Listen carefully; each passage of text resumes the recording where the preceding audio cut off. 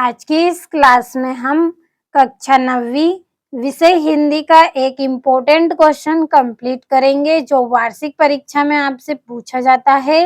तो most important question है, पूरा वीडियो लास्ट तक जरूर देखें।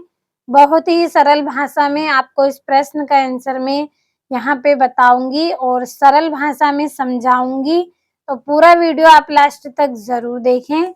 चलिए प्रश्न को एक बार अच्छे से पढ़ लेते हैं। तो हमारा प्रश्न है, ब्रजभूमि के प्रति कवि रसखान का प्रेम किन किन रूपों में अभिव्यक्त हुआ है।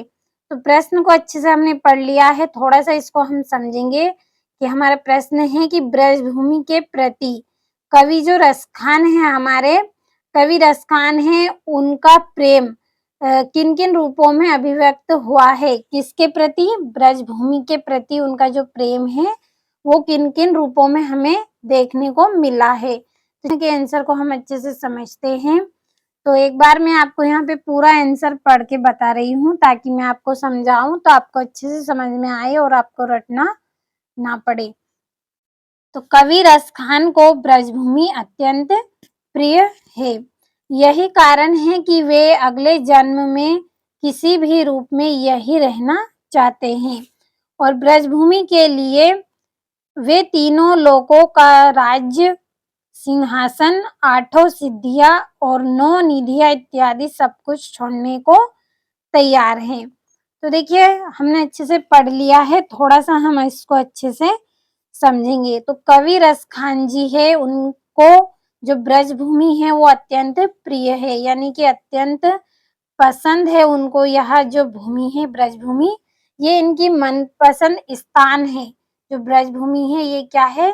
कवि रसखान का मनपसंद स्थान है, यानी कि अत्यंत प्रिय जगह है। बहुत अच्छा लगता है इनको ब्रजभूमि में और यही कारण है कि वे अगले जन्म में किसी भी रूप में यहीं रहना चाहते हैं। और देखिए रसखान जी को जो ब्रजभूमि है वो बहुत ही अधिक पसंद है, बहुत ही मनमोहक इनकी जगह है।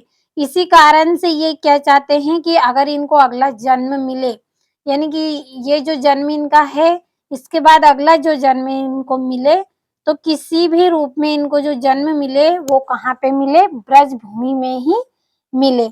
ये क्या है? ब्रजभूमि में ही निवास करना चाहते हैं, अत्यंत प्रिय है इनको ब्रजभूमि। और देखिए ब्रजभूमि के लिए ये क्या क्या त्याग कर सकते हैं, क्या क्या ये छोड़ने के लिए तैयार हैं। तो ब्रजभूमि के लिए वे तीनों लोकों का राज्य छोड़ सकते हैं। केवल ब्रजभूमि में इनका जन्म हो, इसके लिए रसखान जी क्या करे, अगर इनको तीनों लोकों का राज्य भी दिया जाए तो ये भी ये छोड़ देंगे। किसके लिए? ब्रजभूमि के लिए। और सिंहासन भी अगर इनको दिया जाए तीनों लोकों का तो ये सिंहासन भी छोड़ देंगे। और 8 सिद्धियां, 9 निधियां इत्यादि सब कुछ ये छोड़ने को तैयार है।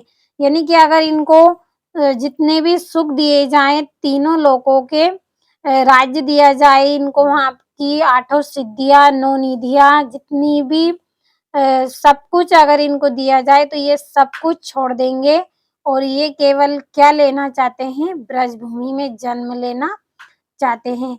जो जन्मभूमि है वो इनको बहुत अधिक प्रिय है। तो आपको अच्छे से यहाँ पे समझ में आया होगा। एक बार फिर से हम इसको पढ़ लेते हैं कि कवि रसखान को ब्रजभूमि अत्यंत प्रिय है। यही कारण है कि वे अगले जन्म में किसी भी रूप में यहीं रहना चाहते हैं और ब्रजभूमि के लिए वे तीनों लोकों का राज्य, सिंहासन, 8 सिद्धियां, 9 निधियां इत्यादि सब कुछ छोड़ने को तैयार है। यानी कि कवि रसखान जी को ब्रजभूमि अत्यंत प्रिय है, बहुत ही अधिक मनपसंद स्थान है ब्रजभूमि इनके लिए।